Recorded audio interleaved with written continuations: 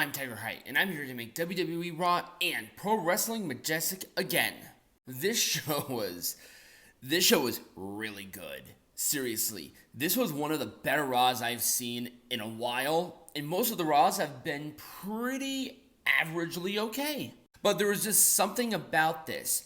Pacing, timing, there was just so much here that I just enjoyed. But let's get into our first segment and pretty much the big elephant in the room, which was the whole Kevin Owens situation of him going to SmackDown and Sami Zayn actually acknowledging it. He's obviously upset about it, but it is what it is. We had Judgment Day come out and have a moan saying, "Hi, you don't have your partner anymore. We're going to attack you because we're the bad guys." But then we had Jey Uso come out with a couple of chairs, ran off the Judgment Day, and that was pretty much the end of the segment. Not the greatest way to start off with this show, but it is what it is. I'm going to give it an Orange Cassidy thumbs down because Sami Zayn's a really good promo. Okay. Ricochet and Shinsuke Nakamura, false count anywhere. This was a pretty damn good match. There were highlights, low points, there was breathability, but also they gave this match so much time, action, a table spot, hardcore. You had a lot of gambit here within WWE that you just really don't see a whole lot. For how much time they gave the match, even though they gave it time, they made the most out of this. And these two are just, perfect professionals at this. It was a Kinshasa for the win. Good Lord, what a great first match. It gets a full goddamn thumbs up. It would have been 2. It was that close on being 2. So we went from that big high to kind of a low. We have Piper Niven and Natalya, and yes, I saw the kid grow up in Natalya, and she's just totally ignoring it like a fucking pro. She knows what she's getting at, but at the same time, where in the hell were the parents of this kid? Like, seriously? This dude was like 6, and he's there coping a feel, and the parents are just sitting there, "Oh yeah, no, little Billy, you're doing fucking awesome." Anyway, Piper Niven's gear is completely unnecessary at this point. Not that she should be naked, because hell no, but what the fuck is happening with all of the unnecessary crap? I just hate it when wrestlers wear shit that flops around while they're wrestling. It looks so tacky, it adds nothing, and it seems more of a detriment. Goddamn, God rest his soul, Darren Drozdov wore a loose-fitting shirt, and how did that work out for him? Like, this shit can get caught. There were even points within this match where it just was all over the place, and Piper was adjusting it all the goddamn time. And I'm like, dude, it's not necessary. Anyway, it was a basement crossbody for Niven to win. It was a goddamn match. I'm going to give it a thumbs down. There was a post-match, but Tegan Nox came out. I do not care about this women's division at goddamn all. Okay, Seth Rollins segment. Drew McIntyre comes out. This was awesome. This was so great. You can tell that Drew and Seth really cut into each other, and it was so good. McIntyre talking about his big WrestleMania moment, winning the world champion for the first time in front of nobody because it was during the pandemic.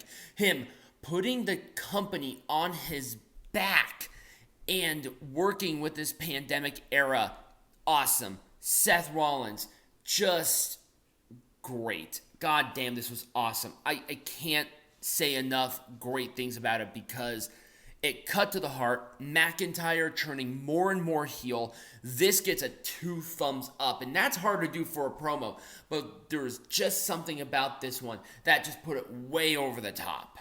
Ludwig, Kaiser, and Johnny Gargano. It was a match. Rolling DDT after Giovanni Vinci shenanigans. Tommaso Ciampa, it was not there. Apparently he's hurt fucking again. Great. That's awesome. Orange Cassidy, thumbs down. They worked hard. That's about the extent that you're going to get here. Rhea Ripley and Shayna Baszler are non-title. I hate non-titles for major champions, but I think in the context of what they're trying to do here, this worked.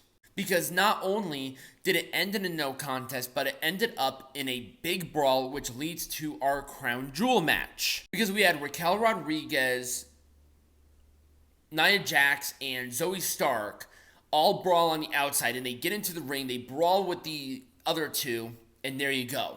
Fatal 5-way for the Women's World Champion at Crown Jewel. That was made. No contest, but this is where no contest makes sense. So I'm going to give this an Orange Cassidy thumbs up. It never really got the momentum that it deserved, but I think the ending sort of made up for it, and Zoe Stark looked like she is part of the pack, no problem. So that's good. Gunther and Bronson Reed for the Intercontinental Champion. Oh my God. Now, was this as good as the Tommaso Ciampa match? No. Was it different? Oh, absolutely. Can Gunther have a bad match? I legitimately believe, honest to God, that it is physically impossible for Gunther to have a bad match in any way, shape, or form. His match with Bronson Reed was hard-hitting. It had actually a lot of top rope action. It was smooth and crisp. The crowd was super into it. And it was a powerbomb for the win. A good, crisp powerbomb. People, powerbombs, suplexes, it still works. It's how you do it, not what it is. Gunther's winning matches with powerbombs. Do you not know how long the powerbomb has been around in wrestling?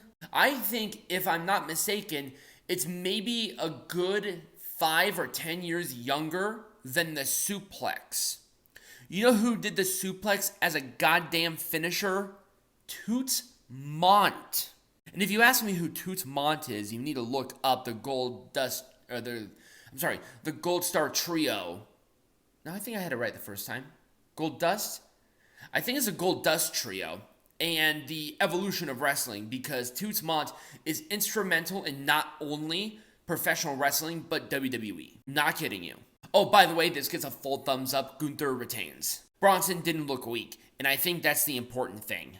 Okay, Cody Rhodes, Jey Uso defending the Undisputed Tag Team Champions against Judgment Day. It's still way too early for Jimmy. Why did they do this? Why? Jimmy Uso interfering in this match, costing Cody and Jey to lose the championships, especially right now, is way too soon. It should have been after the Royal Rumble. That's when it should have happened. This was a good match. I like this main event. And if there was at any other time for Jimmy to interfere against his brother, I would have been happy with it. But this was just not the right time. You have two incredibly popular Raw guys with the tag team champions, defending them on multiple shows, and I think they should have continued to do so. And this is not a knock against Judgment Day, but why do they need these belts? The belts needed Cody and Jey. They don't need Judgment Day right now. It was a coup de grace after some interference for Judgment Day to win.